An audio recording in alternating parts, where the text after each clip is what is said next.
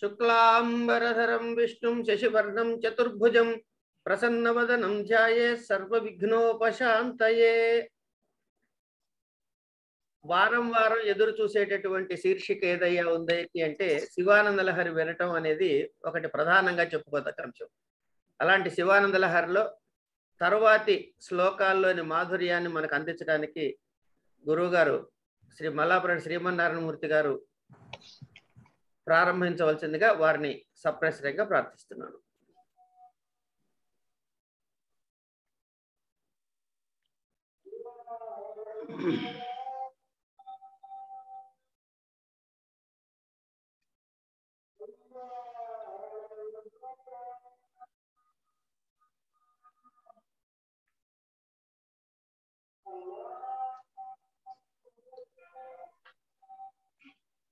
మల్లాపురం గారు మీరు ప్రారంభం చేయొచ్చండి. అలాగేనండి.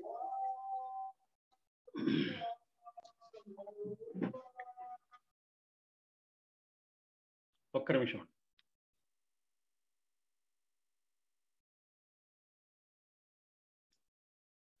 నమః శివాభ్యాం నవయౌవనాభ్యాం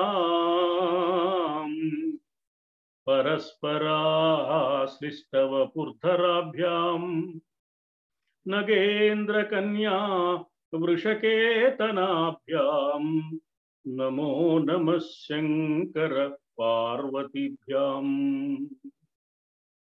ఆది దంపతుల అడుగుదమ్ములకు అంజలి ఘటిస్తూ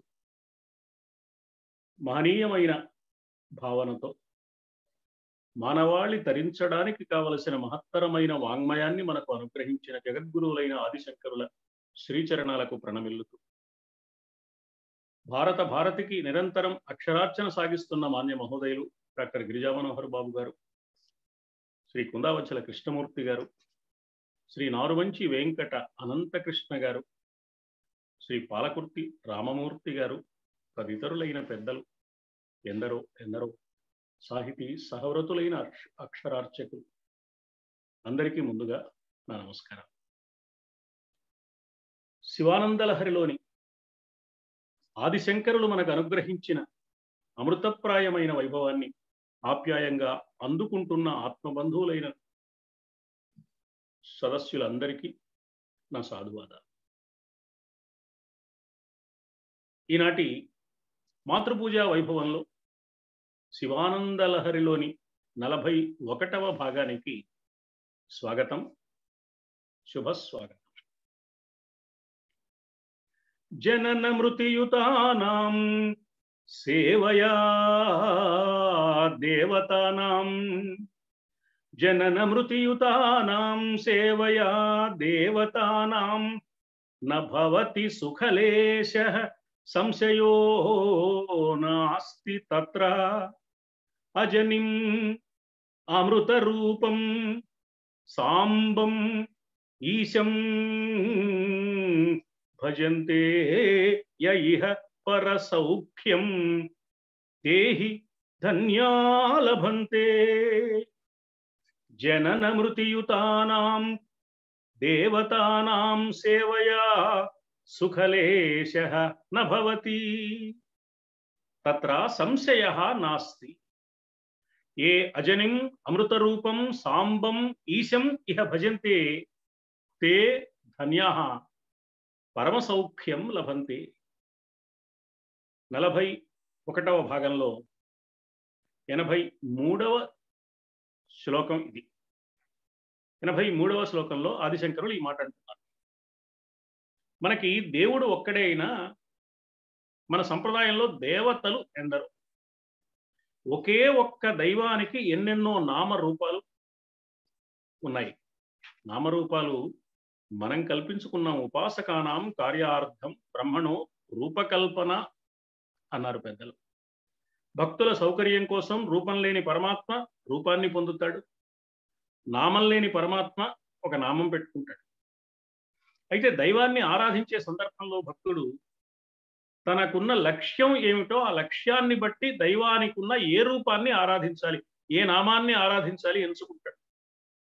డాక్టర్ జిఎల్ఎన్ శాస్త్రి గారు చమత్కారంగా అంటారు, అందం కావాలి అంటే బ్యూటీ క్లినిక్కి వెళ్ళాలి, కానీ బైండింగ్ షాప్కి వెళ్తే ఉపయోగం ఏమిటి? మనకు లక్ష్యం ఏమిటో, సంపద కావాలి అంటే లక్ష్మి రూపంలో దైవాన్ని ఆరాధించడం, విద్య కావాలి అంటే సరస్వతి రూపంలో దైవాన్ని ఆరాధించడం, ఇలా ఒక సంప్రదాయం లోకంలో. అంటే గురి కుదురుతుంది, మనస్సు అక్కడ నిలకడ కలుగుతుంది అనే అభిప్రాయంతో చెప్పినవి తప్ప సరస్వతికి లక్ష్మికి భేదమేమీ లేదు. అలాగే దైవం ఒకడే అయినా ఆ ఒకే ఒక్క దైవాన్ని ఆరాధించేవాడు ఏ లక్ష్యంతో ఆరాధిస్తున్నాడు అనే దాన్ని బట్టి ఏ రూపంలో ఆరాధించాలి, ఏ పేరుతో ఆరాధించాలి అనే అభిప్రాయం లోకంలో. కాబట్టి దైవ తత్వాన్ని వివరించే పురాణ గాథలు ఎన్నో ఉన్నాయి. వాటిని దృష్టిలో పెట్టుకుని పరమేశ్వర రూపం, పరమేశ్వర నామం, పరమేశ్వర ఆరాధన, వీటి ప్రాముఖ్యాన్ని వివరిస్తున్నారు జగద్గురువులు ఆదిశంకరులు ఈ 83వ శ్లోకంలో. దేవతలను అసలు మనం ఎందుకు ఆరాధిస్తాం అని ఆలోచిస్తే, ఐహికమైన ప్రయోజనమో ఆముష్మికమైన ఫలితమో ఆశించే కదా. ఐహికంగా మనకేవో కోరికలు ఉంటాయి, కోరికలు తీర్చని గాడికి దేవుడు ఎందుకు అనే ఆలోచన మనలో ఉంటుంది.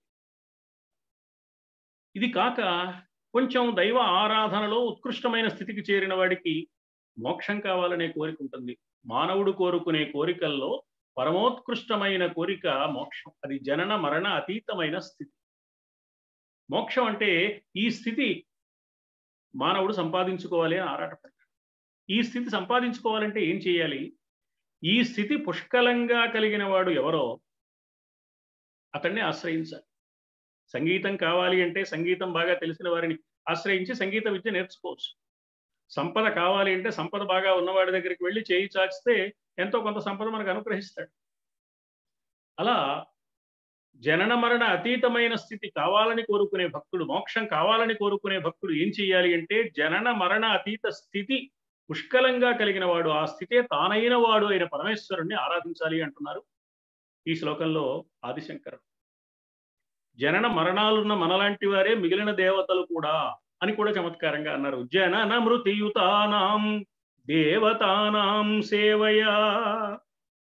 అలాంటి వాళ్ళను ఆరాధించినందువల్ల సుఖలేశ నభవతి, ఏమాత్రము సుఖం లేదయ్యా, రవ్వంతైనా ప్రయోజనం లేదు, ఏమీ లాభం కలగదు.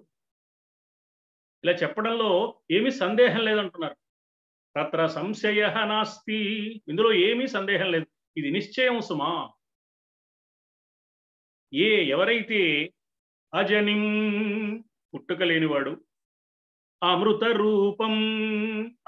రూపం మృతి లేనివాడు, మరణం లేనివాడు అయిన సాంబం అంబం అమ్మవారితో కలిసి ఉన్న ఈశం ప్రపంచం మీద అధిపతి అయిన పరమేశ్వరుణ్ణి సేవిస్తారో, భజంతే ఏ అజనిం అమృత రూపం సాంబమీశం భజంతే. జనన మరణాలు లేనివాడు శివుడు. ఆ శివుడు ఎప్పుడు అమ్మవారితో కలిసి ఉంటాడు, అర్ధనారీశ్వరుడుగా, అందువల్ల సాంబుడు ఆయన.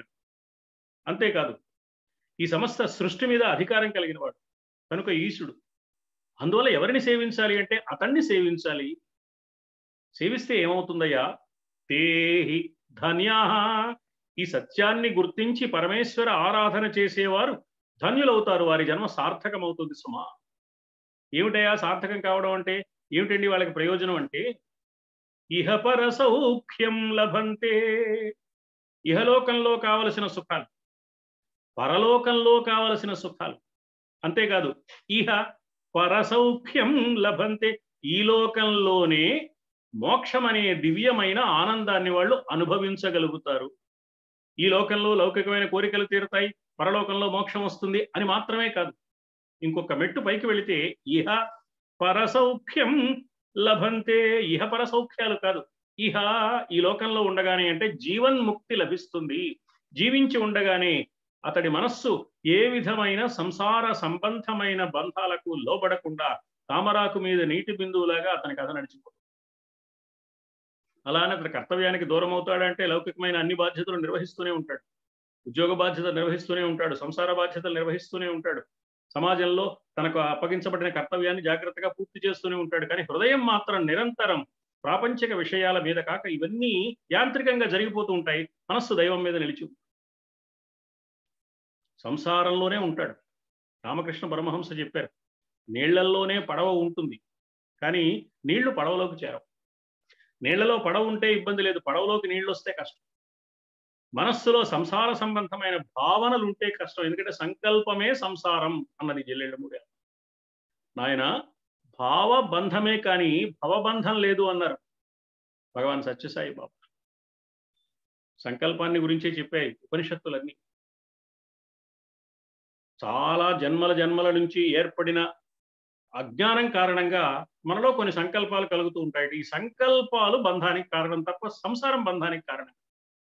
అనాది అవిద్యావాసనయా జాతోహమిత్యాది సంకల్పో బంధ దార అపత్య క్షేత్ర విత్త ఆరామాది సంసారావరో సంకల్పో బంధ అని సంకల్పమే బంధం అని చెప్పారు. ఈ సంకల్పం లేని స్థితి, సంకల్ప రాహిత్య స్థితి మనస్సుకు వస్తే జరిగేవన్నీ జరుగుతూ ఉంటాయి. తన కర్తవ్యం ఏదో తాను చేస్తూ ఉంటాడు, దైవాన్ని నమ్మి ఈశ్వరార్పణ బుద్ధితో కర్మాచరణ చేస్తాడు, తన కర్తవ్యాన్ని పాటిస్తాడు. కానీ నేను చేసినందువల్ల జరిగింది అనే అహంకారం ఉండదు. ఒకవేళ జరగకపోతే ఇంత చేసినా ఫలితం లేదే అని ఏడుపు ఉండదు. నా కర్తవ్యం నేను నిర్వర్తించాను, దైవం ఇచ్చే ఫలితాన్ని ఇస్తాడు అని దేన్నైనా సరే తేలికగా తీసుకోగలిగిన స్థితి.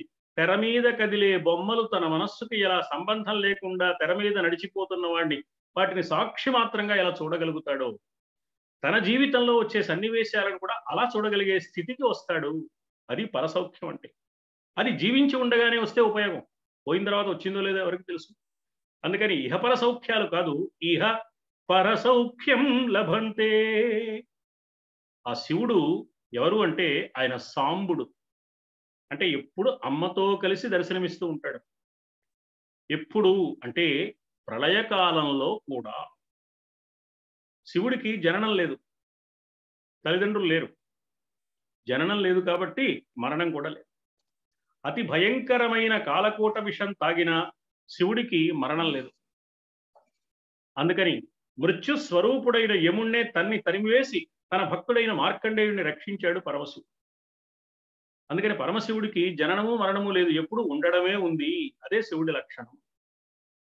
ఈ సమస్తమైన విశ్వము శివుడిలో నుంచే వచ్చింది, తనలో నుంచే వస్తోంది, తన ఎదురుగా నిలుస్తోంది, చివరకు మళ్ళీ తనలోనే లీనమవుతోంది అనే స్థితికి ఆధారంగా ఉండి తానే సాక్షిగా ఉన్న సదాశివుడు ఆ స్వామి. అందువల్ల ఆయన ఎప్పుడూ శివుడే, ఎప్పుడూ మంగళకరంగానే ఉండేవాడు, నిత్యము మంగళకరంగా మనగలిగేవాడు. కాబట్టి ఆయనకి శివుడు అన్న పేరు వచ్చింది. ఇలాంటి లక్షణం కలిగిన స్వామిని ఆశ్రయించాలయ్యా. ఆశ్రయిస్తే శాశ్వతత్వాన్ని అంటే మోక్షస్థితిని ప్రసాదిస్తాడు. జన్మిస్తూ మరణిస్తూ కాలవశులైపోయే ఇతరులను ఆశ్రయిస్తే ఏం ప్రయోజనం కలుగుతుంది అంటున్నారు ఆదిశంకరులు ఈ శ్లోకం. మనకు భగవద్గీతలో ఒక మాట కనిపిస్తుంది, ఆ బ్రహ్మభువనాల్ లోకా పునరావర్తినో అర్జున. ఆ బ్రహ్మభువనాల్ లోకా పునరావర్తిన అని కృష్ణ పరమాత్మ చెప్పాడు. అక్షర సత్యం ఇది. బ్రహ్మలోకం వరకు ఉన్న ఈ లోకాలన్నీ పునరావృతం అయ్యేవి, పుడుతూ ఉంటాయి, వస్తూ ఉంటాయి, మళ్ళీ వస్తూ ఉంటాయి, పోతూ ఉంటాయి. ఈ సామాన్య జీవుల వలె బ్రహ్మాది దేవతలకు కూడా, ఆ దేవతలుండే లోకాలకు కూడా పుట్టుక ఉంది, వినాశము ఉంది. కానీ పరమేశ్వరుడు పుట్టుక లేనివాడు, అజనిం, అంతేకాదు మరణం లేనివాడు, అమృత స్వరూపం. అందువల్ల నిరతిశయమైన సుఖాన్ని తన భక్తులకు అనుగ్రహించగలిగిన వాడు ఎవరైనా ఉన్నాడు అంటే అతడు పరమశివుడు మాత్రమే. అందువల్ల మనం ఏం చేయాలి, మనకి ఏ స్థితి కావాలో ఆ స్థితిని ఇవ్వగలిగిన వాడు, ఆ స్థితి తానైన వాడు అయిన దైవాన్ని ఆశ్రయించాలి. కాబట్టి ఏ ఏ పనులకు ఎవరి దగ్గరకు వెళ్ళాలో, ఏ ప్రయోజనం కావాలంటే ఎవరిని ఆశ్రయించాలో మనం తెలుసుకోవాలి. అందుకని ఇందాక మనం అనుకున్నట్లుగా శాస్త్రం తెలుసుకోవాలంటే శాస్త్రజ్ఞానం గల పండితుడిని ఆశ్రయించాలి. విజ్ఞాన శాస్త్రంలో ఏదైనా సందేహం వస్తే విజ్ఞాన శాస్త్రవేత్తను ఆశ్రయించాలి. జ్యోతిష్ శాస్త్రంలో మనకి ఏదైనా తెలుసుకోవాలి అంటే జ్యోతిష్ శాస్త్రవేత్త దగ్గరికి వెళ్ళాలి. ఓ పాట నేర్చుకోవాలి అంటే ఓ సంగీత విద్వాంసుని ఆశ్రయించాలి. జనన మరణాలకు అతీతమైన మోక్షం పొందాలి అంటే జనన మరణాలను జయించిన వారిని కదా ఆశ్రయించాలి. అలాంటి వాడు శివుడు మాత్రమే. విరించి పంచత్వం వ్రజతి హరిరాప్నోతి విరతిం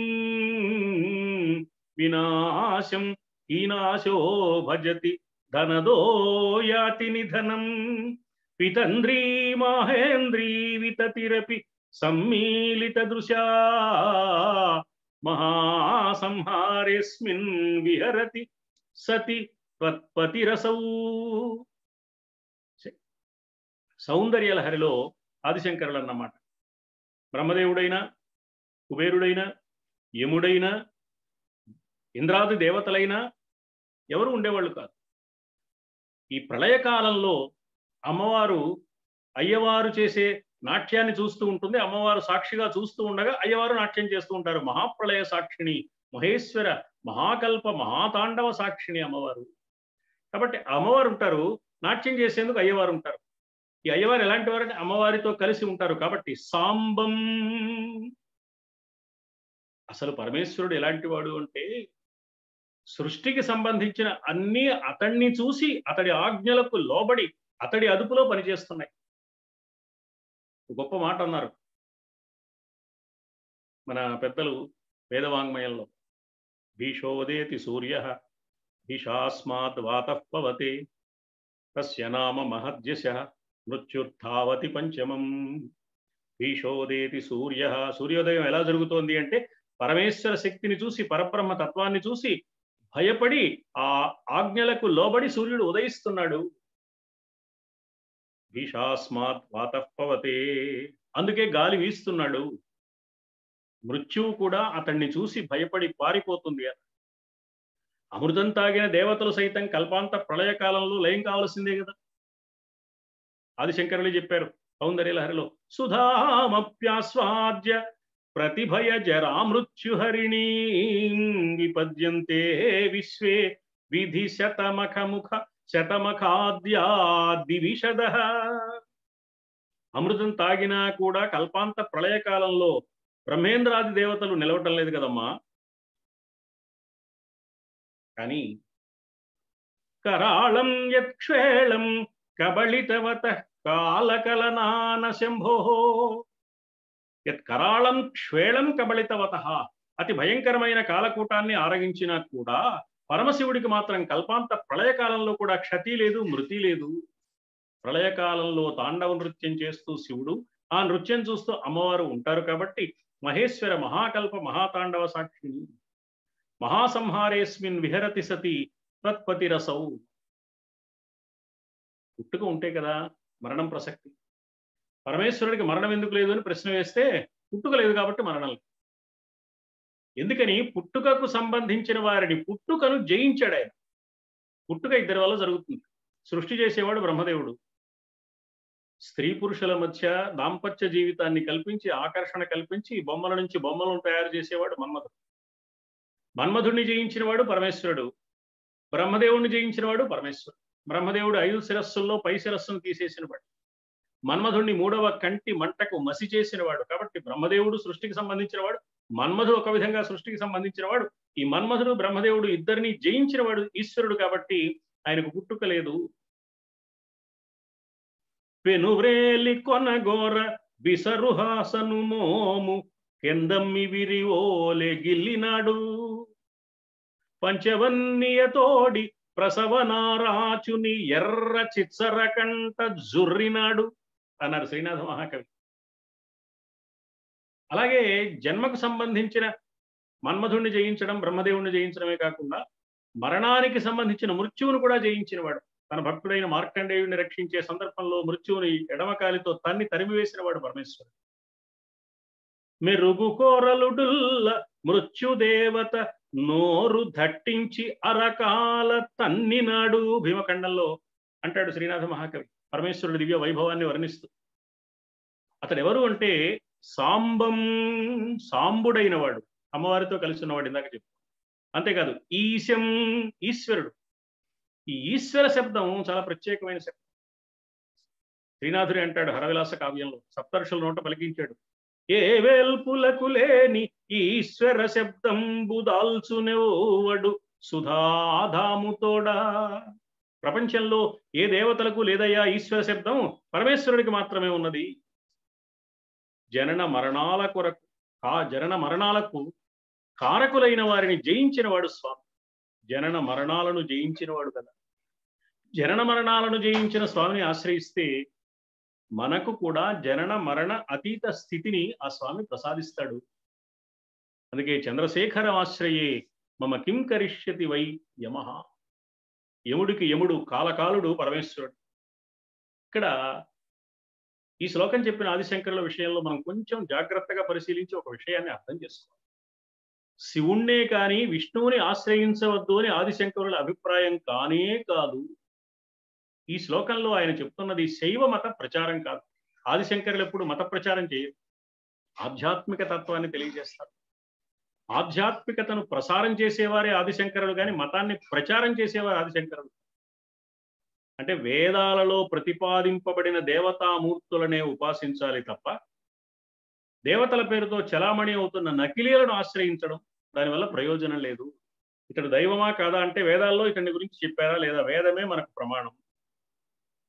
అందువల్ల వేద ప్రతిపాదితమైన దైవాన్ని ఆరాధించాలి. వేద ప్రతిపాదితమైన దైవం పరమేశ్వరుడే. శనిశ్వసితం వేదాహ. పరమేశ్వరుడి ఊర్పు నుంచి వేదాలు పుట్టాయి. వేదాలన్నీ పరమేశ్వరుని గురించే చెప్తున్నాయి. నమ శివాయ చ శంభవాయ చ మయోభవాయ చ మయస్కరాయ చ. వేదవాంగ్మయం ఘోషించింది పరమేశ్వరుడి దివ్య వైభవాన్ని. అందువల్ల వేదంలో ప్రతిపాదించిన పరమేశ్వరుని ఆశ్రయించినప్పుడు అతడు జనన మరణాతీతమైన స్థితిని మనకు ప్రసాదిస్తాడు. కాబట్టి మానవుడు పొందవలసిన మోక్ష స్థితిని ఈ జన్మలోనే అనుభవించగలుగుతాడయ్యా. అందుకని పరమేశ్వరుణ్ణి ఆశ్రయించాలి అన్నది ఆదిశంకరుల అభిప్రాయం.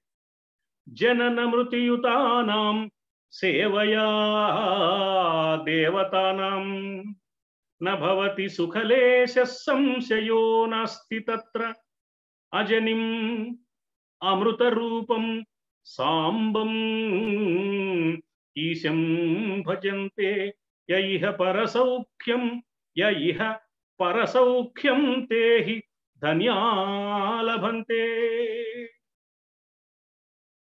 అని పరమేశ్వర ఆరాధనలో ఉండే విశిష్టతను, ఒక ప్రత్యేకతను మానవాళికి ప్రబోధించారు ఆదిశంకరుడు. పరమేశ్వరుణ్ణి ఆరాధించాలి. ఆరాధించడం అంటే ఏమిటి?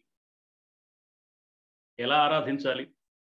ఎలా ఆరాధించాలో ఒక శాస్త్రం వలె చెప్పకుండా ఆదిశంకరులు తాను ఆరాధిస్తున్న విధానాన్ని పరమేశ్వరుడికి నివేదన చేసే పద్ధతిలో చెప్పారు. దైవాన్ని ఆరాధించడం అంటే బుద్ధిని, ఇంద్రియాలను, మనస్సును సర్వాన్ని దైవానికే సమర్పించడం. మన ఆలోచనలన్నీ దైవం వైపే ప్రసరించేట్టుగా ఉండడం. ఎక్కువ శాతం, వీలైనంత ఎక్కువ సమయం, వీలైనంత ఎక్కువ ఆలోచనలు, నిరంతరం నిరంతరం నిరంతరం ఆ చింతన. యాంత్రికంగా ఒక టైం టేబుల్ ప్రకారం చేయడం కాక ఈ కొద్దిసేపు చేసిన దాని ఫలితం మిగతా సమయాల్లో కూడా మనస్సు మీద ప్రభావం చూపించి నిరంతరం ఆ చింతన, ఎప్పుడూ అదే ఆలోచన, బుద్ధిలో అదే ఆలోచన, మనస్సులో అదే స్పందన. ఇది పరమేశ్వరుణ్ణి యథార్థంగా అర్చించడం. అలా అర్చించడానికి భక్తుడైన వాడు ఏం చేస్తాడో ఆ మాటలు మాట్లాడుతున్నారు ఆదిశంకరులు 84వ శ్లోకం. శివ తవ పరిచర్యా సంవిధానాయ గౌర్యా భవ మమ గుణధుర్యాం బుద్ధికన్యాం ప్రదాస్యే సకల భువన బంధో సచిదానంద సింధో సకల భువన బంధో సచిదానంద సింధో సదయ హృదయ గేహే సర్వదా సంవస త్వం. శివ భవ సకల భువన బంధో సచిదానంద సింధో సదయ గౌర్యా తవ పరిచర్యా సంవిధానాయ మమ గుణధుర్యాం బుద్ధికన్యాం ప్రదాస్యే త్వం హృదయగేహే సర్వదా సంవస. శివ భవ సకల భువన బంధో సచ్చిదానంద సింధో సదయ. ఇవన్నీ సంబోధనలే. ఓ శివుడా, మంగళప్రదమైన స్థితి గలవాడా, మంగళప్రదమైన స్థితే తానైన రూపం కలిగిన వాడు శివుడు. భవ, పరమేశ్వరుడు ప్రవహించే జల రూపంలో ఉన్నప్పుడు పంచభూతాలలో జలం ఒకటి, జల రూపంలో ఉన్న శివుడికి భవుడు అని పేరు. సకల భువన బంధో, 14 లోకాలకు, లోకాలలోని వారికి బంధువైన వాడు పరమేశ్వరుడే. సచ్చిదానంద సింధో. సత్ అంటే ఎప్పుడు ఉండడం, చిత్ అంటే ప్రకాశించడం, దీనివల్ల కలిగేది ఆనందం. ఆనందానికి సముద్రం అంతటి వాడు. సదయ, అపారమైన దయాగుణం కలిగింది. అలాంటి పరమేశ్వర నీకు మమ బుద్ధి కన్యాం ప్రదాస్యే, నీకు అమ్మాయినిచ్చి పెళ్లి చేస్తానయ్యా, కన్యాదానం చేస్తాను అంటున్నారు ఆదిశంకరులు. సన్యాసి కన్యాదానం చేస్తాడు. ఆదిశంకరులు సన్యాసి కదా, నేను కన్యాదానం చేస్తాను అంటున్నారు. ఏ కన్య అంటే బుద్ధి కన్యాం, నా బుద్ధి అనే కన్యను నీకు ఇచ్చి పెళ్లి చేస్తానయ్యా. ఎందుకంటే నువ్వు శివుడివి, భవుడివి, సకల భువన బంధువువి, సచ్చిదానంద సింధువువి, దయగలిగిన వాడు. సాధారణంగా అమ్మాయినిచ్చి పెళ్లి చేసేప్పుడు వరుడి గుణగణాలు చూస్తారు. మంచి గుణాలున్న వరుడికి ఇచ్చి పెళ్లి చేస్తారు. నా బుద్ధి అనే కన్యకు వివాహం చేయాలి, కన్యాదానం చేయాలి అంటే ఎవరికి ఇవ్వాలి? అన్ని మంచి గుణాలు ఉన్నవాడికి ఇవ్వాలి. నీకు అన్ని మంచి గుణాలే. నువ్వు శివుడివి, నువ్వు భవుడివి, నువ్వు సచ్చిదానంద సింధువు, నువ్వు సకల భువన బంధువు, నువ్వు దయాగుణం కలిగిన మహనీయుడివి కదా, కనుక నీకు పిల్లనిచ్చి పెళ్లి చేస్తానయ్యా. సన్యాసి అయిన తనకు పెళ్ళెక్కడుంది, సంసారం ఎక్కడుంది, సంతానం ఎక్కడిది? అందుకని ఏమంటున్నాడు, ఆ కన్య ఎవరో తెలుసా? నా బుద్ధి అనే కన్య. సంసారం లేకపోయినా, పెళ్లి లేకపోయినా, సంతానం లేకపోయినా ప్రతివాడికి బుద్ధి ఉంటుంది కదా. అందుకని ఆదిశంకరులు ఏమంటున్నారంటే నా బుద్ధి అనే కన్యని నీకు ఇచ్చి కన్యాదానం చేస్తానయ్యా. శివుడు వెంటనే ఏమంటాడు, పెళ్లి చేస్తాం అనగానే, భలేవాడివి ఆదిశంకర, నాకు ఇప్పటికే పెళ్ళయిందయ్యా అంటావు కదా, అందుకని నువ్వు పెళ్ళైందయ్యా అంటావని నాకు తెలుసు పరమేశ్వర. అందుకని నేను ఏమంటున్నానో తెలుసా, ఆ సందేహానికి తావు లేకుండా స్పష్టం చేస్తున్నాను. గౌర్య తవ పరిచర్యా సంవిధానాయ, మా అమ్మాయి నేను నీకు ఇచ్చి వివాహం చేసే ఈ బుద్ధి అనే కన్య ఎలాంటిదో తెలుసా? పార్వతీదేవితో కలిసి నీకు సన్నిహితంగా ఉండి సేవలు చేస్తుందయ్యా. నీకు సేవ చేస్తుంది. నువ్వు ఇప్పటికే పెళ్ళైనట్టుగా పార్వతికి కూడా చేస్తుంది. పార్వతీ పరమేశ్వరులు ఇద్దరినీ సేవిస్తుంది నా బుద్ధి. నా బుద్ధి నిరంతరం పార్వతీ పరమేశ్వరుల సేవలో ఉంటుందయ్యా. ఆ వరుడు ఎలాంటి వాడు? సకల భువన బంధువు. ఈ ప్రపంచంలో అందరూ అతనికి బంధువులే. అంతేకాదు సచ్చిదానంద సింధు. మంచితనం, జ్ఞానం, ఆనందం ఇవన్నీ సముద్రం అంత పుష్కలంగా ఉన్న మహానుభావుడు. అంతేకాదు భవస్వరూపుడు, జలస్వరూపుడు. భవుడు అంటే కరుణించే స్వభావం, ద్రవించిపోయే స్వభావం, జలజల ప్రవహించే స్వభావం. అంత దయ అన్నమాట. కరడుగట్టుకుపోయి లేడాయన. అష్టమూర్తుల్లో భవుడు అంటే నీటి రూపంలో ఉండేవాడు కాబట్టి భవా అని సంబోధన ఇక్కడ. ఇన్ని ఉత్తమ గుణాలున్న వరుడు దొరికితే ఏ కన్యాదాత అయినా తన కన్యని అలాంటి వరుడికే ఇవ్వాలని కోరుకుంటాడు. కాబట్టి నా బుద్ధి అనే కన్యను ఎవరికి ఇవ్వాలి అని బాగా ఆలోచిస్తే నీకంటే తగిన ఉత్తముడైన వరుడు దొరకలేదయ్యా. అందుకని నీకు ఇచ్చి పెళ్లి చేద్దాం అనుకుంటున్నాను. అయితే నేను ఉత్తముడిని బానే ఉంది, మీ అమ్మాయి సంగతి ఏమిటంటావేమో. నా బుద్ధి కన్య ఎలాంటిదో తెలుసా? సద్గుణ రాశి. ఆ సంగతే చెప్తున్నాడు. బుద్ధి కన్య గుణధుర్యాం బుద్ధి కన్యాం, అన్ని సద్గుణాలు కలిగింది సుమా. మన బుద్ధిని పరమేశ్వరుడికి ప్రసాదించడం అంత తేలికైన విషయం కాదు. ప్రసాదిస్తాను, నా బుద్ధిని సమర్పించానండి, నా హృదయాన్ని సమర్పిస్తున్నానండి, ఇంకే పూజ నేను చేయనండి అంటే బానే ఉంది. కానీ అసలు హృదయం బుద్ధి సక్రమమైంది అయి ఉండాలిగా. నీ బుద్ధి సక్రమంగా ఉంటే కదా భగవంతుడికి సమర్పించేది. నీ మనస్సు కల్మషరహితంగా ఉంటే కదా, పరుల సొమ్ము ఆశించని స్థితి నీకుంటే కదా, పదవీకాంక్ష లేకుండా నీకుంటే కదా, అహంకారం లేని స్థితి నీ మనస్సుకుంటే కదా, మమకారం లేని స్థితి నీ మనస్సుకుంటే కదా, పవిత్రత నీ మనస్సుకుంటే కదా. కాబట్టి నేను హృదయాన్ని సమర్పించాను, నా బుద్ధిని సమర్పించాను. నా హృదయము నా బుద్ధి ఎప్పుడు భగవంతుడితోనే ఉంటుంది. అందువల్ల నాకు పూజలతో అభిషేకంతో పని లేదు అనొచ్చు బడాయిగా. కానీ దానివల్ల ఉపయోగం లేదు. ఆ మనస్సు ఎలా ఉండాలి, ఆ బుద్ధి ఎలా ఉండాలి ఇక్కడ చెప్తున్నారు. మమ బుద్ధి కన్యాం గుణధుర్యాం, నా బుద్ధి మంచి గుణాలు కలిగింది సుమా. కాబట్టి ఏం చేస్తుంది? గౌరీదేవికి శంకరుడికి కూడా చక్కగా పరిచర్యలు చేస్తుంది అని హామీ ఇస్తున్నారు. కాబట్టి పరమేశ్వరుడు ఇంకేం ఆలోచించక్కర్లా, ఇప్పటికే పెళ్ళయింది అనక్కర్లా. పార్వతికి కూడా పెళ్లి సేవలు చేస్తుంది కదా ఈ బుద్ధి కన్య. కాబట్టి నువ్వు దయాగుణం కలిగిన వాడివి కాబట్టి ఇంకా ఆక్షేపించవలసిన అవసరం లేదు, అభ్యంతరం లేదయ్యా. మా అమ్మాయిని బుద్ధి కన్యని ఇల్లాలిగా స్వీకరించడమే. నువ్వు దయాగుణం కలిగిన వాడివి కదా. సదయ అనే సంబోధనతో ఈ విషయాన్ని గుర్తు చేస్తున్నా. శివుడు ఏమంటాడు? సరేనయ్యా, బానే ఉంది, నీ బుద్ధి కన్య నాకు ఇచ్చి పెళ్లి చేస్తానన్నావు, పెళ్లి సరే, కాపురం ఎక్కడ పెట్టాలి అని అడుగుతావేమో. అలాంటి ఆందోళనే అక్కర్లేదు. హృదయ గేహే, నా బుద్ధి కన్యను నీవు చేపట్టి నా హృదయం అనే నివాసంలో ఎప్పుడూ ఉండవయ్యా, ఎప్పుడు నా బుద్ధిని స్వీకరించు, నా హృదయంలో ఉండు. అంటే ప్రతి ప్రాణి, ప్రతి మానవుడు తన బుద్ధిని దైవానికి సమర్పించాలి, తన హృదయంలో దైవాన్ని నిలుపుకోవాలి. బుద్ధిని దైవానికి సమర్పిస్తే ఆ బుద్ధిలో కూడని ఆలోచనలు ప్రవేశించవు.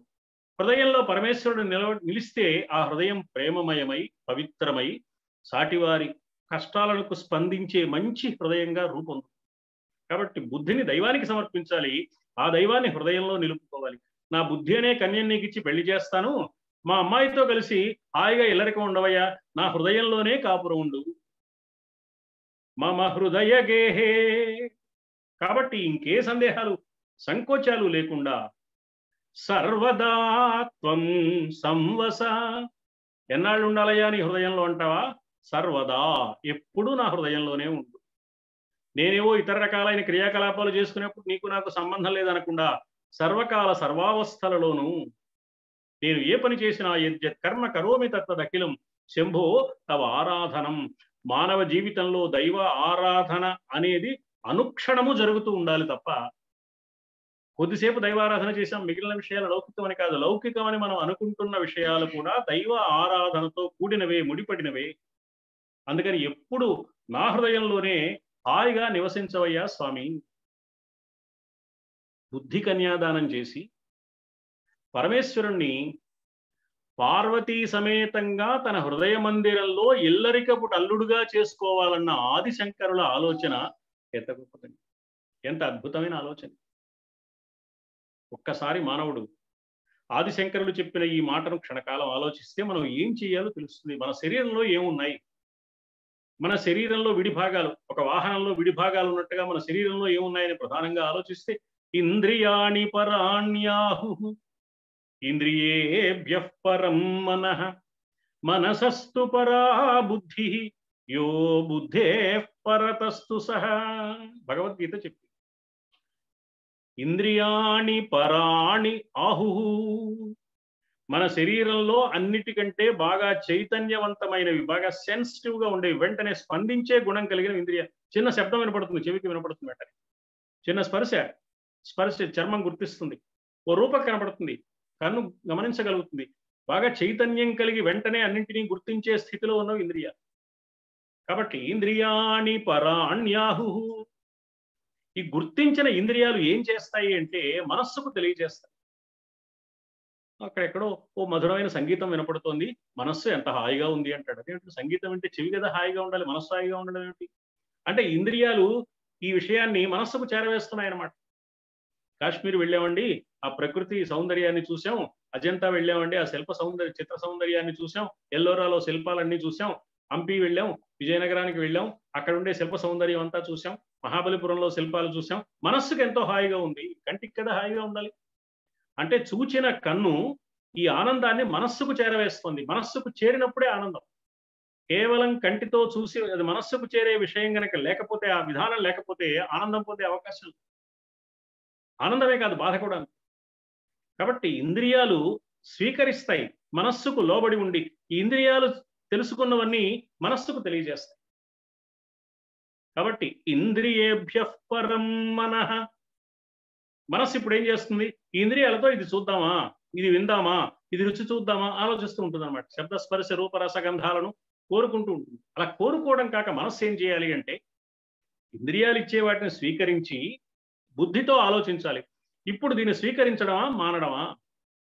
నాలుక కొత్త ఆవకాయ రుచి కోరుకుంటుంది, కానీ మండు వేసవిలో 104 టెంపరేచర్తో ఉన్నవాడు నాలుక కోరుకున్నది కదా అని మనస్సు కొత్త ఆవకాయ కోసం పరుగులు తీస్తే ప్రమాదం. బుద్ధితో ఆలోచించాలి. కాబట్టి మనస్సుకు పైన ఉన్నది బుద్ధి. యో బుద్ధేః పరతస్తు సహ మనసస్తు పరా బుద్ధి. కాబట్టి బుద్ధి చాలా ముఖ్యమైంది. ఎవడైనా కూడని పని చేస్తే మనం వాడు బుద్ధి లేనివాడు అంటాం, మనస్సు లేనివాడు అనం. బుద్ధి లేనివాడండి అంటే మనస్సు సంకల్ప వికల్పాత్మకంగా అలా చేద్దామా ఇలా చేద్దామని ఊగిసలాడవచ్చు, కానీ బుద్ధి నిశ్చయిస్తుంది. కాబట్టి నిశ్చయాత్మిక బుద్ధి. కాబట్టి బుద్ధితో మంచి నిర్ణయాలు తీసుకుని స్థితి ఉండాలి. ఆ స్థితి ఎప్పుడు వస్తుందంటే ఈ బుద్ధి పరమేశ్వరాధీనం అయినప్పుడు వస్తుంది. అందుకని బుద్ధి అనే కన్యను పరమేశ్వరానికి సమర్పిస్తున్నాను అంటున్నారు ఆదిశంకర్. ఇంద్రియాలు మనస్సుకి, మనస్సు బుద్ధికి లోబడి ఉంటే ఆ బుద్ధి ఆత్మకు అధీనమై ఉంటే అప్పుడు ఏం జరుగుతోంది అతడి జీవితంలో అంటే ఆధ్యాత్మిక సాధన జరుగుతున్నట్టు లెక్క. అతడు ఆధ్యాత్మిక సాధన చేస్తున్నాడా లేదా అంటే రుద్రాక్షమాలలు ఉన్నాయా, విభూతి రేఖలు ఉన్నాయా, పూజా మందిరం ముందు కూర్చున్నాడా, ఆఫీసు గదిలో కూర్చున్నాడా అనేది ముఖ్యం కాదు. అతడు ఎక్కడున్నా, ఏ వేషధారణతో ఉన్నా బాహ్యమైన వేషాలతో పనిలేదు, అతడుండే ప్రదేశంతో పనిలేదు. ఆదిశంకరులు ఈ శివానంద లహరిలోనే చెప్పారు. లోకడ అనుకున్నాము, గుహాయాం గేహేవా జలేవా, గుహలో ఉన్నాడా, నేల మీద ఉన్నాడా, నీటిలో ఉన్నాడా, ఎక్కడున్నాడు అనేది ముఖ్యం కాదన్న. మనస్సు ఎక్కడుందనేది ముఖ్యం కానీ ఇతడెక్కడున్నాడు అనేది ముఖ్యం కాదు. అలాగే ఇతడి వేషధారణ ఎలా ఉంది అనేది కూడా ముఖ్యం కాదు, ఇతడు ఏ ఆశ్రమం స్వీకరించాడు అనేది కూడా ముఖ్యం కాదని చెప్పారు. యతిర్వా వటుర్వా జటీవా, అతను గృహస్థుగా ఉన్నాడా, బ్రహ్మచారిగా ఉన్నాడా, సంసారిగా ఉన్నాడా, సన్యాసిగా ఉన్నాడా అనేది అనవసరం. ఎలా ఉన్నా కూడా మనస్సు పరమేశ్వరార్పితం అయిందా లేదా, మనస్సుని నడిపించేది బుద్ధి కాబట్టి బుద్ధి పరమేశ్వరార్పితం కావాలి. దానిని ఆధ్యాత్మిక సాధన అంటారు. కానీ మిగిలినవన్నీ ఈ ఆధ్యాత్మిక సాధన జరగడానికి ఏర్పాటు చేసుకునే క్రియాకలాపాలు తప్ప ఇది ఆధ్యాత్మిక సాధన కాదు. మనం పూజ చేసాం, పారాయణం చేసాం, ఇది ఆధ్యాత్మిక సాధన కాదు. దీని ద్వారా మనస్సు, బుద్ధి, ఇంద్రియాలు పరమేశ్వరార్పితం అయితే అప్పుడు ఆధ్యాత్మిక సాధన ప్రారంభమైంది. ఆధ్యాత్మిక సాధన జరగడానికి ఇవన్నీ ఉపకరణాలు, ఇవన్నీ సోపానాలు, ఇవి పనికిరానివి కాదు. ఇవే ఆధ్యాత్మిక సాధన మాత్రం కాదు. అందువల్ల ఆధ్యాత్మిక సాధన జరగడానికి బుద్ధిని పరమేశ్వరార్పితం చెయ్యాలి. సేవ అనేది ఇంద్రియాలతో చెయ్యాలి. కర చరణాది కర్మేంద్రియాలతో చేసే ఈ సేవను ఎవరు సంకల్పించాలి? చేత్తో ఏదైనా సేవ చేయాలి, ఎవరికో చేత్తో ఏదో ఇవ్వాలి. ఇవ్వమని చెప్పేది ఎవరు? మనస్సు. కానీ ఆ సేవ చేయవలసింది ఎవరు అంటే బుద్ధి నిర్ణయించాలి. మనస్సు కనిపించాలి, బుద్ధి దాన్ని నిర్ణయించాలి, అప్పుడు చేస్తుంది. అంటే ఇంద్రియాలు చెయ్యాలనుకున్న సేవ మనస్సులో సంకల్పం కలిగి బుద్ధి దాన్ని నిర్ణయించినప్పుడు మాత్రమే మనం సేవ చేయగలుగుతాం. బానే ఉందండి, మన ఇంద్రియాలు సిద్ధంగా ఉన్నాయి సేవ చేయడానికి, మనస్సు స్పందిస్తోంది, బుద్ధి కూడా అంగీకరిస్తోంది. ఎవరిని సేవించాలి అంటే ఆత్మస్వరూపుణ్ణి సేవించాలి. నిర్గుణము నిరాకారము అయిన ఆత్మ పార్వతీ పరమేశ్వరులన్న పేరుతో సగుణ రూపాన్ని ధరించి దర్శనమిస్తోంది. కాబట్టి బుద్ధి ఎవరికి అధీనం కావాలంటే ఆత్మాధీనం కావాలి. నా బుద్ధిని పరమేశ్వరానికి సమర్పిస్తున్నాను, పార్వతితో కలిసి నీకు సేవలు చేస్తుంది నా బుద్ధి, పార్వతికి సేవలు చేస్తుంది, నీకు సేవలు చేస్తుందయ్యా అంటే అర్థం మన బుద్ధి, భక్తుడి బుద్ధి ఆత్మకు అధీనమై ఉండాలి. ఆత్మస్వరూపులే పార్వతీ పరమేశ్వరుడు. రూపం లేని పరమేశ్వరుడు, పేరు లేని పరమేశ్వరుడు, గుణాలు లేని పరమేశ్వరుడు కొన్ని గుణాలు కలిగిన వాడుగా, ఒక రూపం కలిగిన వాడుగా, ఒక పేరు కలిగిన వాడుగా పార్వతితో కలిసి పార్వతీ పరమేశ్వరులుగా సగుణ రూపాన్ని ధరించి సాకారంగా దర్శనమిస్తున్నారు. కాబట్టి ఆత్మస్వరూపుడే పరమేశ్వరుడు.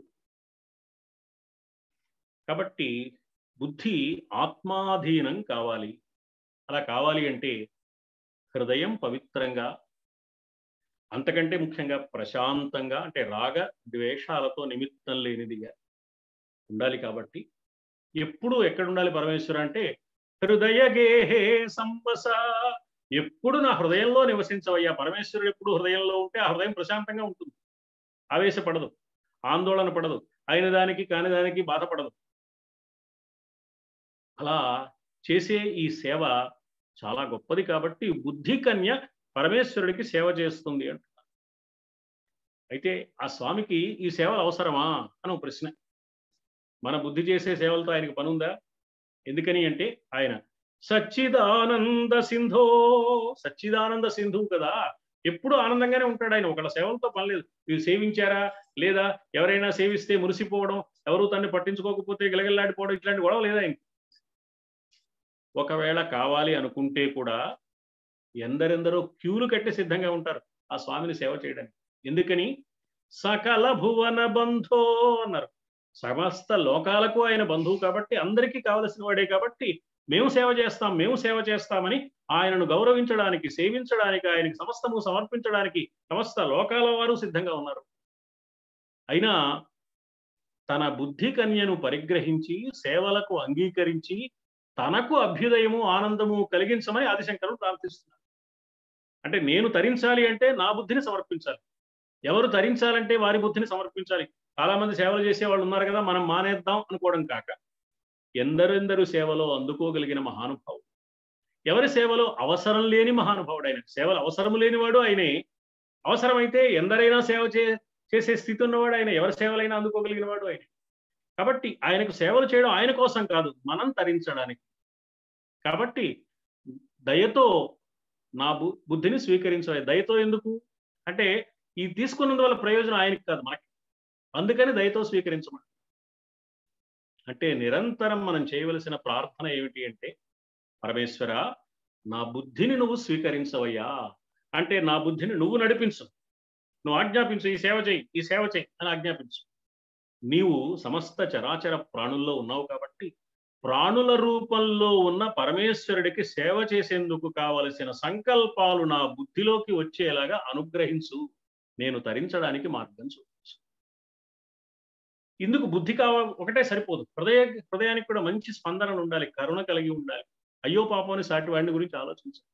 అందుకోసం ఏమంటున్నారు ఆదిశంకరులు, నువ్వు వచ్చిన హృదయంలో కూర్చోవయ్యా. మమ హృదయ గేహే సంవస. ఎప్పుడు కూర్చోవాలి? సదా, ఎల్లకాలము. అంటే తన బుద్ధి పరమేశ్వరార్పితం కావాలి, తన హృదయము పరమేశ్వరుడికి నిలయం కావాలి. అప్పుడు మాత్రమే భక్తుడు సమస్త సృష్టిని దైవస్వరూపంగా అర్థం చేసుకుని ఆరాధించి సేవించి తరించగలుగుతాడు. అంటే స్పందించే హృదయం, ఆలోచించే బుద్ధి, ఈ రెండూ కలిసి ఆత్మసమర్పణం కావాలి అన్నది ఈ శ్లోకంలో ఆదిశంకరులు చేసే దివ్య ప్రబోధం. హృదయం ఉండాలి, అది మంచి ప్రేమపూరితమైన కరుణాపూరితమైన స్పందనలు కలిగి ఉండాలి. బుద్ధి ఉండాలి, అది మంచి గుణాలు కలిగి ఉండాలి. మంచి గుణాలతో ఈ బుద్ధి స్పందించే హృదయము కలిసి సేవ చేయాలి. ఎవరికి సేవ చేయాలి? ఆత్మస్వరూపుడైన పరమేశ్వరుడికి సేవ చేయాలి. ఆత్మ కనపడదు కదండి, అంటే ఆయన పార్వతీ పరమేశ్వరుల రూపంలో కనపడుతుంది. పార్వతీ పరమేశ్వరులు కూడా మనకి సిద్ధంగా లేరుగా, ఎక్కడో కైలాసంలో ఉన్నారు. ఆ పరమేశ్వరుడే, ఆ నిర్గుణ నిరాకారుడే సమస్త సృష్టి రూపంలో ఉన్నాడు. కాబట్టి సృష్టిలోని జీవరాశులందరికీ చేసే సేవ పరమేశ్వరుడి సేవగా మారుతుంది. కాబట్టి హృదయంలో దైవాన్ని నిలుపుకుని బుద్ధిని పరమేశ్వరుడికి సమర్పించి ఈ సేవ చేయాలి. ఇక్కడ మనకు సందేహం కలుగుతుంది, చేసేదేమో వీళ్ళకి కదండి, హృదయంలో భగవంతుడు ఎందుకు? బుద్ధిని పరమేశ్వరుడికి సమర్పించడం దేనికి? సేవ మానవ సేవ చేస్తున్నాం, మానవ సేవే మాధవ సేవ, ఇంకా దైవంతో పని లేదనే వాళ్ళు ఉన్నారు. కానీ దైవ ఆరాధన చేసి సేవ ఎందుకు చేయాలి అంటే, సేవకు బలాన్ని ఇచ్చేది దైవ ఆరాధన. దైవ ఆరాధనకు ఫలం సేవ, సేవకు బలం దైవ ఆరాధన. దైవ ఆరాధన చేసి సేవ చేసేవాడు ఎప్పటికీ చెదిరిపోడు. లేకపోతే మధ్యలో సేవకు బదులు అహంకారం వచ్చే ప్రమాదం. కేవలం దైవ ఆరాధన చేస్తే చాలు అనుకుంటే ప్రయోజనం లేదు. దైవ ఆరాధనకు ఫలితం ఏమిటి అంటే సేవా తత్పరత. నిరంతరము సమస్త సృష్టిలోని జీవరాశులందరినీ సేవించినప్పుడు పరమేశ్వరుడు ఎంతో ఆనందిస్తాడు.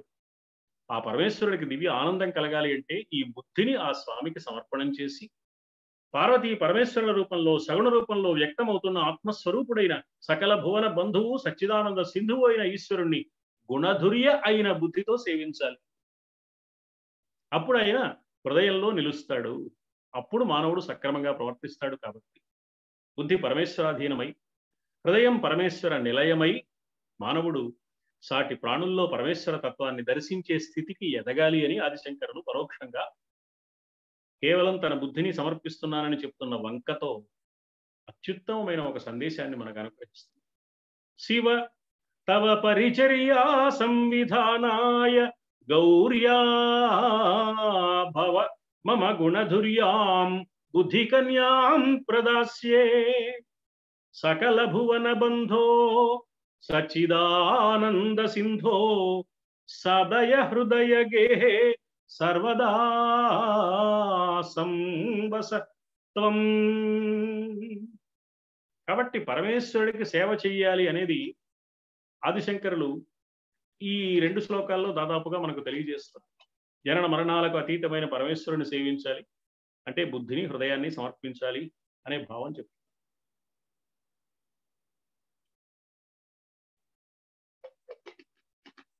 ఇప్పుడు మళ్ళీ సగుణ రూపంలో పరమేశ్వరుని సేవించడంలో ఉండే ఒక విశేషాన్ని చెప్తున్నారు 85వ శ్లోకంలో చమత్కారంగా. జలధి మదన దక్షో నైవ పాతాళభేదీ నచ వన మృగయాయాం నైవ లుబ్ధ ప్రవీణ అశన కుసుమ భూషా వస్త్రముఖ్యాం సపర్యాం కథయ కథమహం తే కల్పయాని ఇందుమౌళే ఇందుమౌళే. చంద్రుణ్ణి శిరస్సున పెట్టుకున్న ఓ పరమేశ్వర, తే నీకు అశన కుసుమ భూషా వస్త్రముఖ్యాం సపర్యాం కథం కల్పయాని కథయా. నీకు పువ్వులు ఎలా సమర్పించనయ్యా, నివేదన ఎలా చేయమంటావయ్యా, నీకు ఏ అలంకారాలు సమర్పించగలను, ఆభరణాలు సమర్పించగలను, నీకే వస్త్రాలు సమర్పించగలనయ్యా, ఈ సేవలు ఎలా చెయ్యాలో నాకు తెలియడం లేదు, అదేదో నువ్వు చెప్పవయ్యా. ఏమయ్యా, ఎందుకు తెలియడం లేదు అంటే, అహం జలధి మదన దక్షో నైవా పాతాళ భేదీ నచ వనమృగయాయాం ప్రవీణ లుబ్ధ నైవ. పరమేశ్వరార్చన చెయ్యాలి అనే కోరిక ఉన్నా కూడా తనకు చాలినంత సామర్థ్యం లేదు అని భావించే భక్తుడి అంతరంగాన్ని ఈ శ్లోకంలో అక్షర రూపంలో చిత్రిస్తున్నారు, ఆవిష్కరిస్తున్నారు ఆదిశంకర్. ఇందుమౌళే చంద్రశేఖర అన్నారు, చంద్రుణ్ణే తలపుగా అలంకరించుకున్నవాడా. ఈ శ్లోకంలో ముఖ్యంగా ఇది సార్థకమైన సంబోధన. ఎందుకంటే శివుడికి ఒక పుష్పం సమర్పించాలంటే ఆ పుష్పం ఏమిటి? నెలవంక. నెలవంకని తీసుకొచ్చి ఆయనకు పుష్పంగా సమర్పించాలి. నెలవంక ఎక్కడి నుంచి వచ్చింది? క్షీరసాగర మథనం నుంచి వచ్చాడు చంద్రుడు. కాబట్టి క్షీరసాగర మథనం చేస్తే గాని ఈశ్వరుడికి ఒక పూజా పుష్పం సమర్పించే అవకాశం కూడా మనకు లేదు. మరి క్షీరసాగర మథనం చేసే సామర్థ్యం నాకుందా? లేదు స్వామి అంటున్నాడు. మామూలు భక్తుడికి ఉండదు కదా. అందుకని మామూలు భక్తులందరి పక్షాన ప్రాతినిధ్యం వహించి ప్రతినిధిగా ఉండి ఆదిశంకరులు అంటున్న మాట, జలధి మథన దక్షో నైవ. స్వామి, నేను సాగర మథనం చేసేటంతటి సామర్థ్యం కలిగిన వాడిని కాదయ్యా. సాగర మథనం చేస్తే అప్పుడు అందులో నుంచి వచ్చిన చంద్రుడిని నీకు తీసుకొచ్చి ఇవ్వగలను. అంతేకాదు, నీకు ఆహారంగా కాలకూటం కదా కావాలి. నీకు ఆహారం కాలకూటం. ఆ కాలకూటం కూడా క్షీరసాగర మథనంలో నుంచే పుట్టింది. కాబట్టి నీకు ఆహారం సమర్పించాలన్నా నేను క్షీరసాగర మథనం చేయాలి. నీకు పుష్పాన్ని సమర్పించాలన్నా నేను సాగర మథనం చేయాలి. కానీ సాగర మథనం చేసే సామర్థ్యం నాకు లేదే. కాబట్టి సాగర మథనం చేసే సామర్థ్యం నాకు లేదని గుర్తించి నన్ను గమనించు. నీకు సేవ చేసే సామర్థ్యం కలవాడిని కాదని అర్థం చేసుకోవయ్యా. అంతేకాదు, సాగర మథనాన్ని ప్రారంభించగానే కాలకూటం పుట్టింది. మధ్యలో చంద్రుడు మొదలైన వాళ్ళు వచ్చారు. చిట్ట చివరికి అమృతం వచ్చింది. సాగర మథనాన్ని ప్రారంభించి మధ్యలో వచ్చే వాటికి ప్రలోభపడకుండా, భయపడకుండా, ఓర్పు నేర్పులతో సాగర మథనాన్ని కొనసాగిస్తే అమృతం వస్తుంది. ఆ అమృతాన్ని నీకు నివేదన చేయాలి. సాగర మథనంలో నుంచే చంద్రుడు వచ్చాడు. సాగర మథనంలో నుంచే కాలకూటం వచ్చింది. అందులో నుంచే అమృతం కూడా వచ్చింది. ఇవన్నీ నీకే సమర్పించాలి. సమర్పించాలంటే సాగర మథనం చేసే సామర్థ్యం ఉండాలి కదా. నాకు లేదు, ఏం చేయగలను స్వామి? పోనీ ఇది కాదయ్యా, నీకు వస్త్రాలు ఇద్దాం అనుకున్నా, నీకు ఆభరణాలు ఇద్దాం అనుకున్నా. ఆభరణాలు ఇవ్వాలంటే నీకు అలంకరణగా పూలో ఆభరణాలు సమర్పించాలి అంటే అవన్నీ సర్పాలేగా. మెళ్ళో పాము, భుజాలకు పాము, కడియాలకు పాము, కాళ్లకు అందెలుగా పాములు, నడుముకు వడ్డాణంగా పామే, మరి 2 చేతులకు కడియాలుగా పాములే. అన్ని సర్పాలే కదా. సర్పాలు ఎక్కడ ఉంటాయి? పాతాళంలో ఉంటాయి. భూమిని తవ్వుకుంటూ వెళ్ళి పాతాళాన్ని భేదించి తెస్తే గాని ఆ సర్పాలు నేను తీసుకురాలేను. నైవ పాతాళ భేది, నేను పాతాళాన్ని భేదించగలనా? అంత నైపుణ్యం నాకుందా? కాబట్టి నీకు పూలు సమర్పించలేను, ఆభరణాలు కానుకగా ఇవ్వలేక, ఆహారం ఎలాగో ఇవ్వలేకపోతున్నాను, పూలు ఇవ్వలేకపోతున్నాను. పోనీ వస్త్రాలు ఇద్దామా? ఆభరణాలు ఇవ్వడం చేత కాలేదు, కనీసం వస్త్రాలైనా ఇద్దామా అంటే నీకు వస్త్రం ఏమిటి? ఏనుగు చర్మం, గజ చర్మం. అది కూడా నాకు చేత కాదే. ఎందుకు చేత కాదు అంటే, నచ వనమృగయాయాం నైవ లుబ్ధ ప్రవీణ. పోనీ నేను ఏమైనా నీకు వస్త్రాలు సమర్పిద్దామా అంటే, స్వామి గజ చర్మం కదా నీకు వస్త్రం. అడవిలో వేటాడి ఏనుగును బంధించి దాన్ని చంపి చీల్చి ఆ చర్మం నీకు వస్త్రంగా సమర్పించాలి. అంతటి వేట నైపుణ్యం నాకు లేదు స్వామి. నేను ఆటవికుణ్ణి కాదయ్యా. కనుక నీకోసం వస్త్రాలు కూడా ఇవ్వలేను. ఆశన ఆహారం, కుసుమ పుష్పాలు, భూషా ఆభరణాలు, వస్త్ర ముఖ్యం వస్త్రాలు మొదలైన ఇవి సమర్పించి చేసే సేవ. అశన కుసుమ భూష వస్త్రముఖ్యాంస పర్యాం అహం కథం తే కల్పయాని. నేను ఏ విధంగా నీకు ఇవన్నీ ఇవ్వగలనయ్యా? నివేదనలు గాని, పుష్పార్చనలు గాని, అలంకారాలు గాని, వస్త్ర సమర్పణలు గాని, ఈ సేవలు ఏవి నేను చెయ్యలేను కదా, నా సామర్థ్యం చాలదు కదా. నేనేం చేయగలను స్వామి? నువ్వు అనుమతిస్తే, అనుగ్రహిస్తే నీ సేవలు చేయగలుగుతా.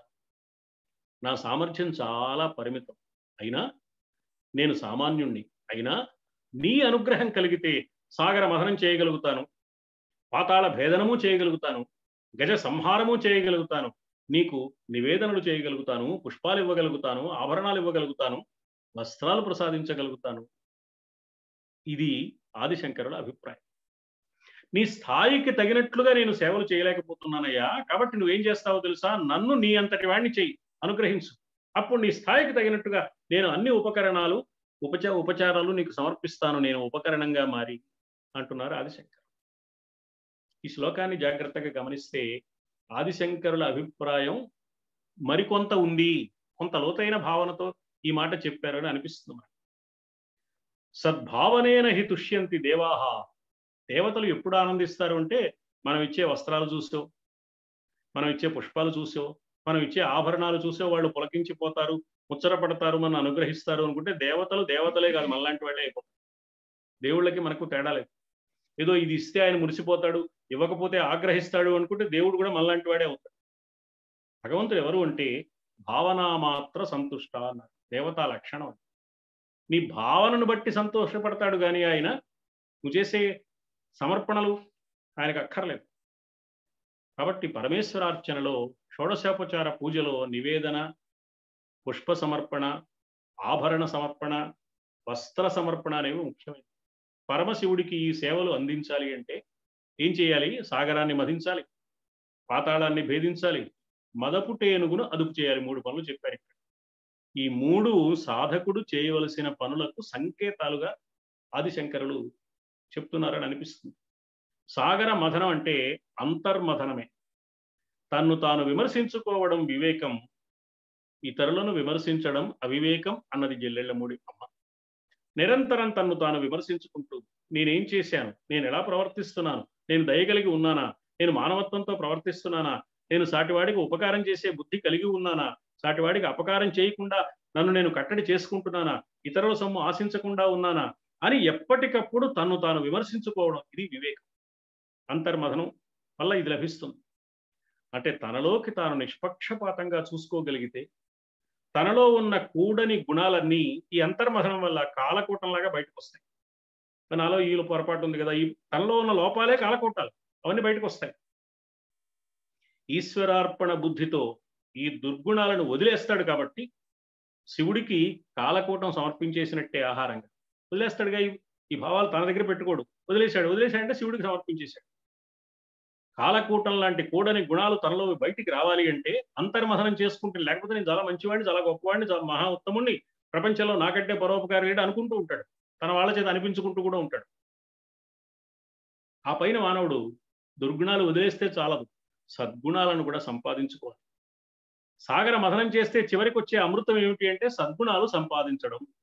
ఆ సద్గుణాలను కూడా మళ్ళీ పరమేశ్వరుడికే ఇవ్వాలి. ఆ స్వామికి నివేదన చేయడం, అమృతాన్ని నివేదన చేయగలగాలి. అప్పుడు మనస్సు కలిగే ఒక గొప్ప ప్రశాంతత, జ్ఞానము, చల్లగా హాయిగా ఉండే వెలుగు అవుతుంది. చల్లగా ఉండే వెలుగు చంద్రుడు కాబట్టి అతడు కూడా సాగర మథనంలో నుంచే వస్తాడంటే మనస్సు అమృతమయం అవుతుంది సుమా. అంతర్ముఖ సాధన వల్ల, అంతర్ముఖ సమారాధ్య బహిర్ముఖ సుదుర్లభ. ఈ అంతర్ముఖత్వమే సాగర మథనం అంటే. అలాంటి మానసిక స్థితిని శివుడికి సమర్పించడానికి అంతర్ముఖత్వం కావాలి. తర్వాతది నైవ పాతాళ భేది, రెండోది పాతాళ భేదం. పాతాళానికి వెళితే గాని పాములు ఉండవు, అక్కడి దాకా వెళ్ళి పాములు తెస్తే గాని నీకు ఆభరణాలుగా సమర్పించలేను అంటున్నారే. ఈ విశాలమైన విశ్వంలో స్వర్గలోకం పైన ఉంది, మర్త్యలోకం మధ్యలో ఉంది, పాతాళ లోకం కింద ఉంది అని 3 లోకాలు చెప్పారు. ఇందులో పాతాళ లోకం విషసర్పాలకు నిలయం, అంటే దుష్ట రాక్షస నిలయం. అది అధోలోకం. అధోలోకం కాదు, నిజం చెప్పాలంటే అది అధోలోకం. అంటే విషపూరితమైన మనస్సే పాతాళము, దాన్ని భేదించాలి. నైవ పాతాళ భేది, నీకు సేవ చేయలేకపోతున్నానయ్యా, పాతాళ భేదనం చేత కాదు కాబట్టి. అంటే పాతాళ భేదనం చెయ్యాలి అంటే నా విషపూరితమైన మనస్సును నేను భేదించగలగాలి. అది సాధనలో ముఖ్యమైన అంశం. అంటే నైతికంగా తాను దిగజారకుండా నిలబడగలగాలి.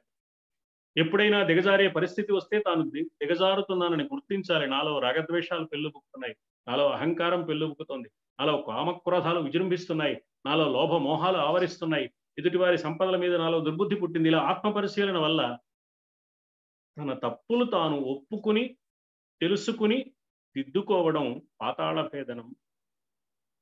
ఆ తర్వాత చేయవలసింది ఏమిటి? అబ్బా, నేను ఇవన్నీ చేశాను, ఎంత మంచివాడినో ఎంత గొప్పవాడినో నా అహంకారం వస్తుంది. మదపుటేనుగుని చీల్చడం అంటే ఇన్ని మంచి పనులు చేశాక అహంకారం మాత్రం లేకుండా ఉండాలి. భక్తుడు లక్షణాలు చెబుతూ అద్వేష్ట సర్వభూతానాం మైత్ర కరుణయేవచ చెప్పిన తర్వాత నిర్మమో నిరహంకార. ఎన్ని పనులు చేసినా, నేను ఇన్ని చేశాను, నేను కాబట్టి క్షీరాభిషేకం చేశాను, నేను కాబట్టి తెల్లవారులు ఉపవాసం ఉండి పరమేశ్వరుడికి సేవ చేశాను, నేను కాబట్టి పుష్పార్చన చేశాను, నేను కాబట్టి లక్షమల్లెలతో పూజ చేశాను అంటే ఉపయోగం లేదు. అహంకారం లేని స్థితి కూడా కావాలి. గజం అహంకారానికి మదానికి ప్రతీక కాబట్టి ఏనుగును చీల్చి చెండాడడం అంటే ఈ మంచి స్థితిని సంపాదించుకున్న తర్వాత నేనింత మంచివాడిననే అహంకారం కూడా మంచిది కాదు. ఈ అహంకారాన్ని అణచివేసుకోవడం, అహంకార రహితంగా ఆదిదేవుణ్ణి అంతరంగంలో ప్రతిష్ఠించుకోవడం, గజ చర్మాన్ని పరమేశ్వరుడికి సమర్పించడం అనే దానికి సంకేతం. కాబట్టి పరమేశ్వర అనుగ్రహంతో మాత్రమే జీవుడు ఇలాంటి దివ్య స్థితిని సంపాదించుకోగలుగుతాడు, అంతర్ముఖత్వాన్ని పొందగలుగుతాడు, తనను తాను పరిశీలించుకుని తనలోని దుర్గుణాలను విడిచిపెట్టగలుగుతాడు, తన అహంకారాన్ని చీల్చివేయగలుగుతాడు. అహంకార రహితమైన దివ్య స్థితిలో ఆదిదేవుణ్ణి ఆరాధించే అంకిత భక్తుడుగా మారగలుగుతాడు, జీవితానికి ఒక చరితార్థతను సంపాదించుకోగలుగుతాడు అని ఆలంకారిక రూపంలో నేను సాగరమథనం చేయలేను స్వామి, నీకు పుష్పాలు ఎలా ఇవ్వగలను, నీకు ఆహారం ఎలా ఇవ్వగలను, నేను పాతాళ భేదనం చెయ్యలేను స్వామి, నీకు ఆభరణాలుగా సర్పాలు ఎలా తీసుకురాగలను, నేను ఏ విధమైన సామర్థ్యం కలిగిన వాడిని కాదు, వేటాడగలిగిన వాడిని కాదు, గజ చర్మం తేవగలిగిన వాడిని కాదు, నీకు వస్త్రం ఎలా ఇవ్వగలను అనే చమత్కారమైన మాటలో మానవుడు చేయవలసిన అంతర్ముఖ సంబంధమైన ఒక దివ్య సాధనను పరోక్షంగా ఆదిశంకరుడు చెప్పి, ఇది చెయ్యకపోతే సపర్యాం కథయ కథమహం, ఏ విధంగా నీకు సేవ చేయగలనయ్యా అంటే ఇవి చేసిన వాడు తప్ప పరమేశ్వరుడి సేవకు అవకాశం పొందలేడు. అవేవో వస్తువులు తేవడం కాదు, మనస్సుని పవిత్రం చేసుకుని, మనస్సుని పద్ధతిగా మలచుకుని, మనస్సులో ఉండే కూడని గుణాలను బయటికి నెట్టివేసి లోకానికి ఉపయోగపడే ఉత్తమ మానవుడుగా తాను చిన్నినా పట్టకు శ్రీరామరక్షాన్ని తాను బ్రతకడం మాత్రమే కాక సాటి వారిని గురించి క్షణకాలమైన ఆలోచించి స్పందించి సత్కార్యాలు నిర్వహించగలిగిన వాడుగా రూపొందిన వాడు మాత్రమే పరమేశ్వర సంసేవనానికి అర్హుడు అనే అద్భుతమైన సత్యాన్ని ఆదిశంకరులు పరమ సుందరంగా ఆవిష్కరించారు ఈ శ్లోకంలో. జలధి మదన దక్షో నైవ పాతాళ భేదీ నచవన మృగయాయాం నైవ లుబ్ధ ప్రవీణ అశన కుసుమ భూషా వస్త్రముఖ్యాం సపర్యాం కథయ కథమహం తే కల్పయాని ఇందుమౌళే. పరమాద్భుతమైన సందేశాన్ని మానవాళికి అనుగ్రహించిన ఆదిశంకరుల శ్రీచరణాలకు ప్రణమిల్లుతూ స్వస్తి సర్వేషాం సమస్త సన్మంగళ.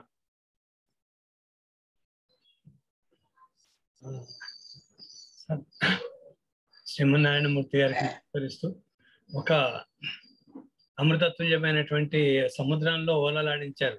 అసలు ఏం చేస్తున్నాం అనేది అర్థం కానంత స్థితికి. సార్ మీరేమన్నా మాట్లాడతారా? గిరిజమ్మనవారు గారు, మానవ జీవితంలో ఏది భగవంతునికి సమర్పించుకోవాలి అంటే ఆత్మ సమర్పణం, బుద్ధి సమర్పణం అనేది ఏ విధమైనటువంటి రీతిలో సమర్పించాలో కూడా చాలా అలంకారికంగా, కవితాత్మకంగా మన ముందు ఉంచినటువంటి ఆదిశంకరుల వారి హృదయాన్ని ఇవాళ మాన్యులు మల్లాప్రగడ వారు మనకు అందించారు. నిజంగా మనము ఆ పరమేశ్వరుని తత్వాన్ని అవగాహన చేసుకోవడం అనేటువంటి ఒక మహా ఆనంద సముద్రంలో మునిగిపోతూ ఉన్నాం. ఈ కార్యక్రమంలో వారు మనకు అందిస్తున్నటువంటి ఈ విజ్ఞానానికి ప్రత్యేకంగా వారికి ధన్యవాదాలు తెలియజేస్తూ ఉన్నారు. ఇంకా చాలా మంది పెద్దలు ఉన్నారు, వారు తమ స్పందనలు అందించాల్సిందిగా. ముందుగా వారికి నమస్కారాలు అర్పిస్తూ, సమయం కూడా అయిపోయినట్టుంది సార్, 6 అయింది. అయితే మనం ముగిద్దామా? స్థుతితో మీరు కృష్ణస్థుతి పద్యం మీరు చెప్తారా? అని చెప్పండి. నేను చెప్తాను.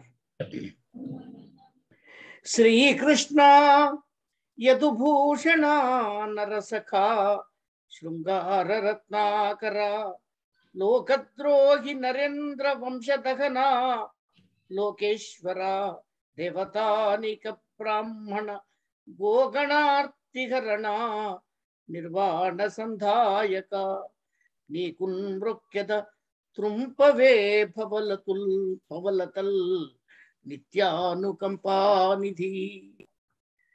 పెద్దలందరికీ కూడా ధన్యవాదపూర్వక నమస్సులు.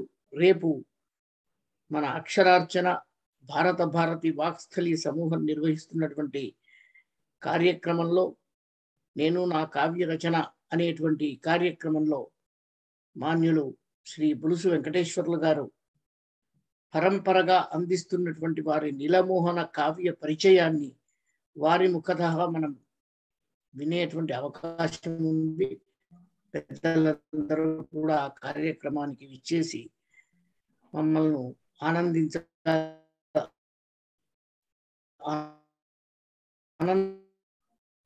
పెట్టాలని